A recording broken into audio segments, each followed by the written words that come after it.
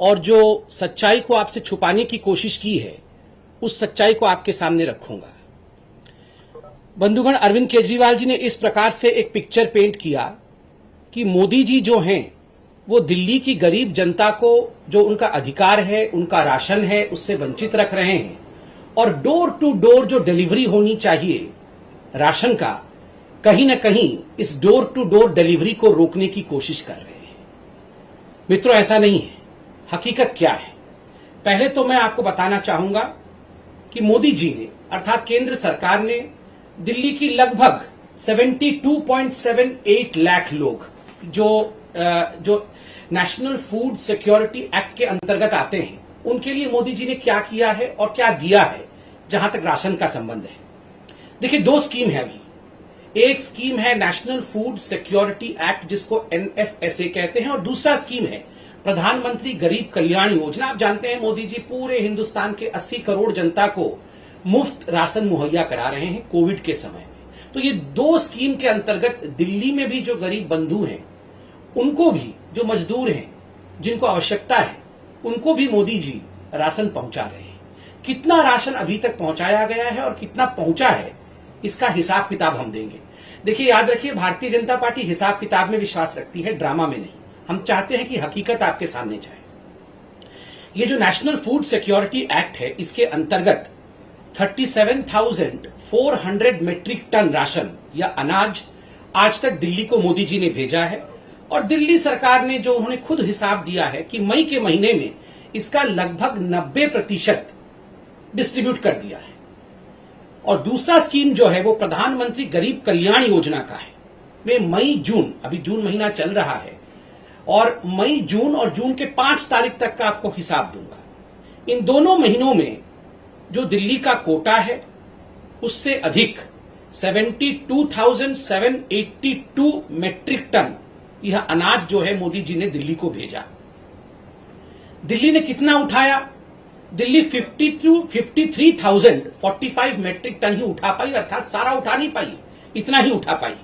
और ये जो 53,000 मीट्रिक टन उठाया है उन्होंने अपने कोटे में से, उसका मात्र 68% ही उन्होंने डिस्ट्रीब्यूट किया है। मात्र 68% ही वो बांटने में समर्थ रहे हैं, बाकी वो बांट नहीं पाए।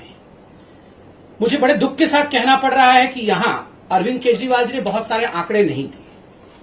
पहला आंकड़ा जो अरविंद केजरीवाल जी ने नहीं दिया वो यह है कि ये जो NFSA national food security act का स्कीम है, इसके अंतर्गत कितना पैसा, ये एक सब्सिडाइज स्कीम है, अर्थात इसका पैसा जो है वो केंद्र सरकार देती है और एक बहुत मिनिमम पैसा जो है वो राज्य सरकार देती है। अरविंद केजरीवाल जी कितना पैसा देते होंगे? मिनिमम जो पैसा है वो कितना देते हैं, और मोदी जी कितना देते हैं? अब देखिए, दो राशनों की बात करेंगे हम, एक तो गेहूं की बात करेंगे और एक हम चावल की बात करेंगे। जहां तक गेहूं का सवाल है, गेहूं अरविंद केजरीवाल जी मात्र 2 रुपए देते हैं और मोदी जी देते हैं गेहूं पे 23.73 रुपीज। कुल मिलाकर गेहूं का जो रेट है, मार्केट रेट है, वो 25.73 रुपीज है, जिसमें अरविंद केजरीवाल जी 2 रुपए देते हैं, अर्थात दिल्ली सरकार 2 रुपए देती है। ठीक उसी प्रकार चावल में अरविंद केजरीवाल जी मात्र 3 रुपए देते हैं और मोदी जी देते हैं 33.79, अर्थात केंद्र सरकार देती है 33.79 रुपीज और राज्य सरकार देती है 3 रुपया। मैं ऑडियो नहीं आ रहा है, इसको अनम्यूट करता हूं।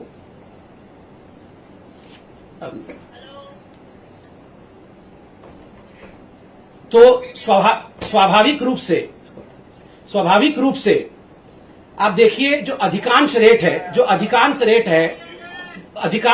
है वह केंद्र सरकार देती है और एक बहुत मिनिमल अमाउंट जो है वो राज्य सरकार देती है। मगर उसमें भी जिस प्रकार की राजनीति हो रही है वो हम सब देख रहे हैं।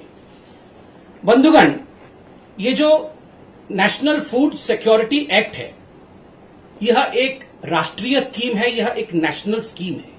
ये पूरे राष्ट्र में, पूरे भारतवर्ष में एक यूनिफॉर्म स्कीम के अंतर्गत काम करती है, यूनिफॉर्मिटी के साथ काम करती है। चाहे वो दिल्ली हो, चाहे वो उड़ीसा हो, चाहे वो बंगाल हो, चाहे वो कोई भी राज्य हो, हर राज्य में यूनिफॉर्मली काम करती है और कोई भी राज्य इसको डिसरप्ट नहीं कर सकता है। कोई भी राज्य का यह अधिकार नहीं है कि नेशनल फूड सिक्योरिटी एक्ट को बंद कर दे और अपने तरीके से उसी स्कीम में से स्कीम निकाले। देखिए, अगर अरविंद केजरीवाल जी वाकई गरीबों के बीच में इसके अतिरिक्त कोई राशन बांटना चाहते हैं और वो चाहते हैं कि वो गरीबों का कल्याण करे, इसके ऊपर कल्याण करे, तो उसके लिए अरविंद केजरीवाल जी राशन प्रोक्योर कर सकते हैं। जो केंद्र सरकार देती है उसके अलावा भी राशन खरीद सकते हैं और नोटिफाइड रेट में खरीद सकते हैं। अर्थात जो रेट मैंने आपको कहा उस रेट के अलावा भी, उस रेट के अलग भी, जिस रेट में बंगाल को मिलेगा, जिस रेट में झारखंड को मिलेगा, जिस रेट में उड़ीसा को मिलेगा, जिस रेट में उत्तर प्रदेश को मिलेगा, उस रेट में भी अनाज खरीद करके वो अलग से अपनी स्कीम चला सकते हैं। वो उसका कोई भी नामांकन रख सकते हैं। इसमें किसी प्रकार की कोई आपत्ति ना तो केंद्र सरकार को होगी, ना तो किसी को आपत्ति होगी। दोनों मिलकर काम कर सकते हैं। मगर जिस प्रकार से वो ये दिखाने की कोशिश कर रहे हैं कि केंद्र उनको उनका स्कीम चलाने नहीं दे रही है, ये गलत है। दूसरा विषय है अरविंद केजरीवाल जी का ये जो स्कीम है, जो घर घर राशन वाला स्कीम है, उसमें एक जो बहुत महत्वपूर्ण बात है, उसको बड़ी चतुराई के साथ अरविंद केजरीवाल जी ने छुपा दिया। उसमें एक प्रावधान है कि आप ये जो राशन है, जो आप फेयर प्राइस शॉप में पाते हैं, उस राशन को दिल्ली के कुछ एजेंसीज उठा लेंगे और जैसे कि गेहूं है उसको आटा बनाया जाएगा और जैसे चावल है उसकी सफाई की जाएगी और इसके लिए कुछ एक्स्ट्रा चार्ज दिल्ली की सरकार लगाएगी। देखिए, नेशनल फूड सिक्योरिटी एक्ट में कोई भी एक्स्ट्रा चार्ज के विषय में नहीं बताया गया है कि कोई एक्स्ट्रा चार्ज कोई भी राज्य लगा सकती है। जो केंद्र के नियम है उन्हीं केंद्र के नियम के मुताबिक चलना पड़ेगा। एक्स्ट्रा चार्ज कोई लगा नहीं सकता है। मगर मुझे दुख के साथ कहना पड़ रहा है कि अरविंद केजरीवाल जी ने इस महत्वपूर्ण विषय कि गरीबों से वो कितना एक्स्ट्रा चार्ज लेना चाहते थे, इस विषय को अरविंद केजरीवाल जी बताते नहीं है। इस विषय को अरविंद केजरीवाल जी छुपा देते हैं। और केंद्र सरकार ने स्पष्ट रूप से कहा है कि आप कोई भी केंद्र का जो कानून है, केंद्र का जो स्कीम है, उसमें एक्स्ट्रा चार्ज लगा करके उसे अलग तरीके से राज्य में रख नहीं सकते। तीसरी बात है, देखिए अरविंद केजरीवाल जी, आपने कहा कि आप गरीबों का भला चाहते हैं। One nation one ration card, पूरे राष्ट्र में एक राशन कार्ड हो, इसका प्रावधान केंद्र की सरकार ने किया था। बाकी राज्य इस काम को कर रहे हैं, आगे बढ़ा रहे हैं। मुझे दुख के साथ कहना पड़ रहा है बंधुगण कि दिल्ली की सरकार ने इस विषय को मना कर दिया कि वो one nation one ration card में आगे नहीं बढ़ेंगे और आज उन्होंने इस काम को आगे नहीं बढ़ाया है, जिसके कारण हजारों हजार जो मजदूर होते हैं, जो गरीब होते हैं, जो माइग्रेंट लेबर्स होते हैं, आज वो राशन से वंचित रह रहे हैं। जबकि यह प्रावधान बिना किसी पैसा खर्च के दिल्ली सरकार आराम से कर सकती थी। केंद्र ने इसका सारा प्रायोजन किया हुआ था और केंद्र ने बार बार चेताया है केजरीवाल जी को कि केजरीवाल जी, आप one nation one ration card इसको फॉलो करिए, इसको आप बनाइए। देखिए, अरविंद केजरीवाल जी कह रहे हैं कि वो घर घर जाके राशन देंगे और डोर स्टेप डिलीवरी करेंगे। बंधुगण, ये डोर स्टेप डिलीवरी सही व्यक्ति को हो रहा है कि नहीं, गरीबों के पास ये राशन पहुंच रहा है कि नहीं, ये कैसे मालूम पड़ेगा? उनका कहना है कि हम बायोमेट्रिक सिस्टम के माध्यम से जान जाएंगे कि डोर टू डोर डिलीवरी हो रहा है कि नहीं। हम आपके अंगूठे ले लेंगे, हम आपका कोई ऐसा बायोमेट्रिक निशान लेंगे जिससे कि ये जो हिसाब है कि सही व्यक्तियों तक पहुंच रहा है कि नहीं, वो हिसाब हमारे पास आ जाएगा। मगर यहां केंद्र की सरकार ने अरविंद केजरीवाल जी को रिमाइंड भी किया है और मैं भी बताना चाहूंगा कि एक point of sale EPOS machine होती है। आपने देखा होगा, दुकान में आप जाते हैं तो कई बार उसमें कार्ड स्वाइप होता है, एक मशीन होती है जो इंटरनेट के माध्यम से कनेक्टेड होती है और उसमें जो भी डेटा जाता है वो डेटा सरकार के उच्च अधिकारियों तक, सरकार के कंट्रोल रूम तक पहुंच जाता है। 2018 के अप्रैल के महीने से अरविंद केजरीवाल जी ने दिल्ली के जो 2000 फेयर प्राइस शॉप है जहां ये राशन वितरित किए जाते हैं, उन्होंने ये जो POS मशीन है, EPOS मशीन है, जो इंटरनेट के माध्यम से काम करते हैं, उन्हें बंद करवा दिया था और सब कुछ एक हाथ की प्रक्रिया से, एक मैकेनिकल प्रक्रिया से आरंभ कराया था। तो आप बताइए, सही गरीब तक जा रहा है या नहीं, ये राशन उचित व्यक्ति तक जा रहा है या नहीं, ये कैसे मालूम पड़ेगा जब आपने POS मशीन ही बंद कर रखा है?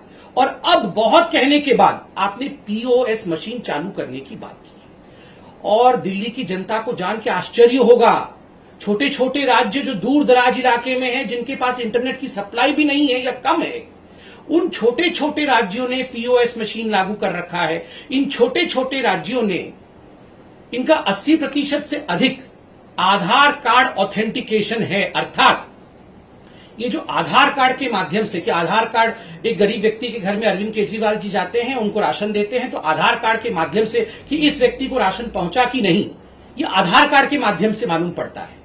जो नेशनल एवरेज है वो 80% का है, किंतु दिल्ली में आधार कार्ड ऑथेंटिकेशन 0 है। अर्थात अरविंद केजरीवाल जी ने इस पे कोई काम नहीं किया है। हमें मालूम ही नहीं पड़ेगा कि अरविंद केजरीवाल जी ये राशन उठा करके किसको दे रहे हैं।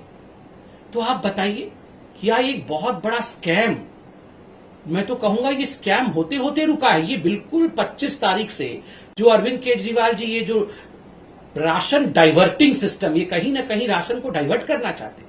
ये इतने बड़े स्कैम को करना चाहते थे कि आप देखिए, जिस व्यक्ति तक ये राशन पहुंचना चाहिए उस व्यक्ति तक ये राशन नहीं पहुंचेगा, और ये राशन न जाने किसके पास पहुंच जाता।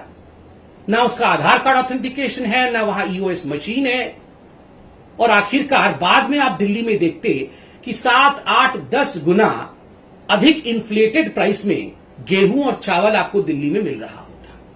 यही अरविंद केजरीवाल करना चाहते थे। मैं ऐसा क्यों कह रहा हूं? आज अरविंद केजरीवाल जी ने राशन के घपले, राशन माफिया, सबके बारे में बात की। बंधुगण, आपको ये याद है ना, ये राशन कार्ड कैसे बनाते थे इनके मंत्री, आपको याद है ना? ये इनके राशन कार्ड मंत्री राशन कार्ड ऐसे बनाते थे, फेवर लेके लोगों से राशन कार्ड बनाते थे। पूरा केस कोर्ट में गया और अरविंद केजरीवाल जी को अपने मंत्री को ही हटाना पड़ा।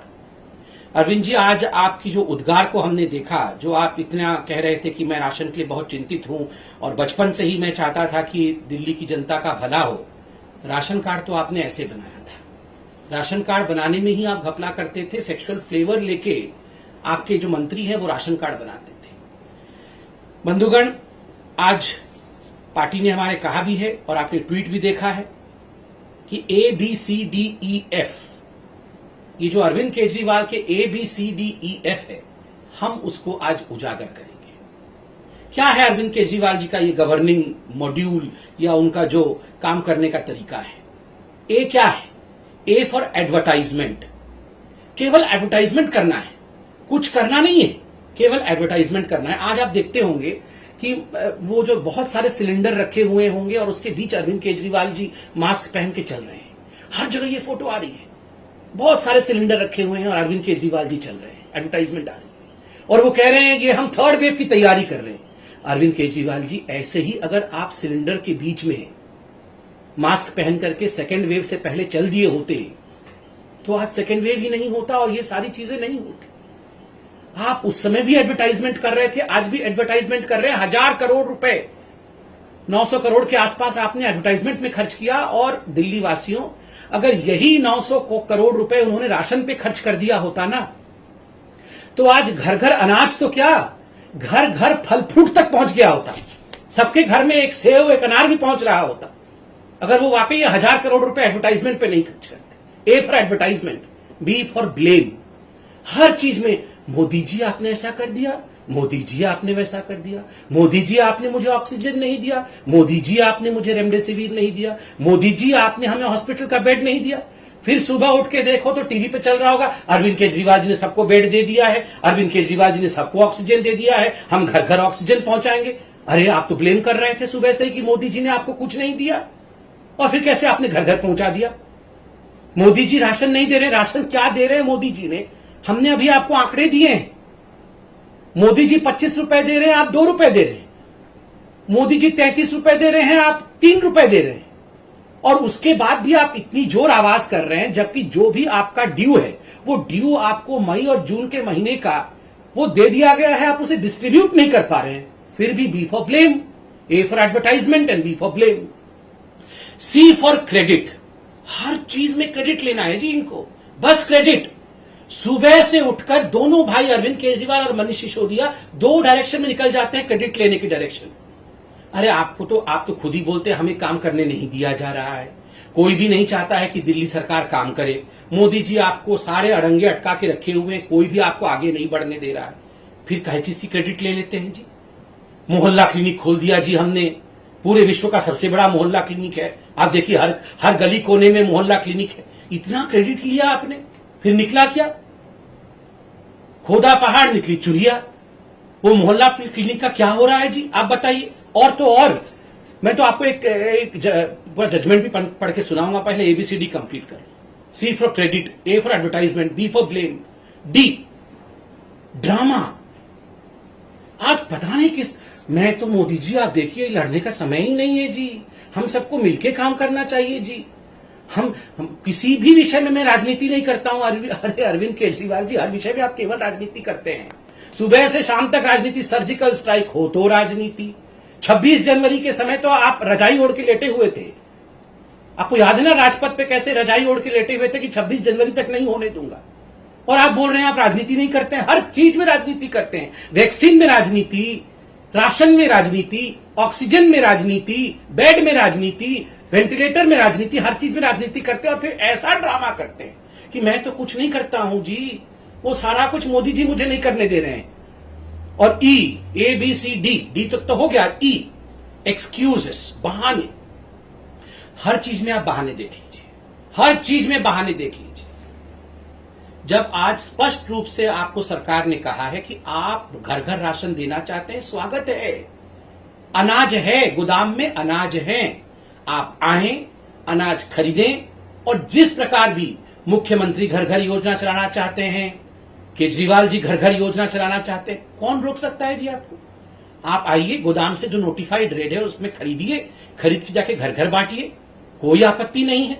नहीं, जो मोदी जी दे रहे हैं उसी में अड़ंगा फंसाना है और फिर बाद में रोना भी है, एक्सक्यूज भी ढूंढना है कि देखो जी मोदी जी ने नहीं करने दिया। अपना सारा पैसा एडवर्टाइजमेंट पे खर्च कर देना है।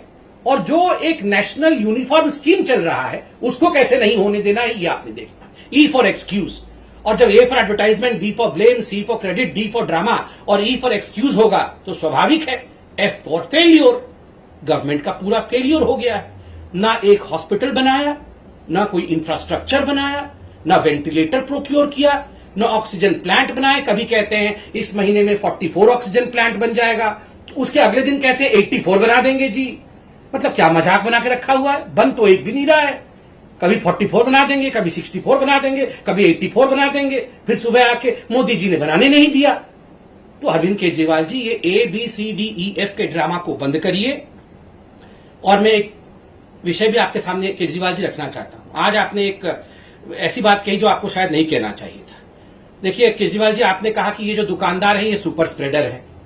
बिल्कुल नहीं है जी। ये दुकानदार हमारे रीढ़ की हड्डी हैं। दिल्ली में जितने भी दुकानदार हैं मैं तो उनके पैर को छू के नमस्कार करता हूं जी। बीजेपी तो उनके पैर को छू के नमस्कार करती है। ये दुकानदार हमारे बच्चों को, हमें राशन देते हैं। कोरोना के समय बेचारे इतने दिन तक लॉकडाउन में रहे हैं। आप इनको कह रहे हैं कि ये सुपर स्प्रेडर है और ये हमारे बच्चों को मार डालेंगे। हमारे दुकानदार हमारे बच्चों को क्यों मार डालेंगे भला? आपने कहा कि माँ बाप दुकानों में आ जाएंगे और फिर माँ बाप को कोरोना हो जाएगा और फिर हमारे बच्चों को। आप डराते क्यों हैं लोगों को? क्यों डराते हैं? ये अनलॉक की प्रक्रिया तो आप अपने हिसाब से चला रहे हैं, ऑड इवन नंबर करके। फिर आपने ये स्टेटमेंट क्यों दिया कि ये दुकानदार जो है वो सुपर स्प्रेडर है? कोई दुकानदार सुपर स्प्रेडर नहीं है। वो अपना व्यवसाय कर रहा है, कानून को पालन करके कर रहा है, मास्क पहन के कर रहा है, डिस्टेंसिंग के साथ कर रहा है। और दुकानदारों को गाली मत दीजिए।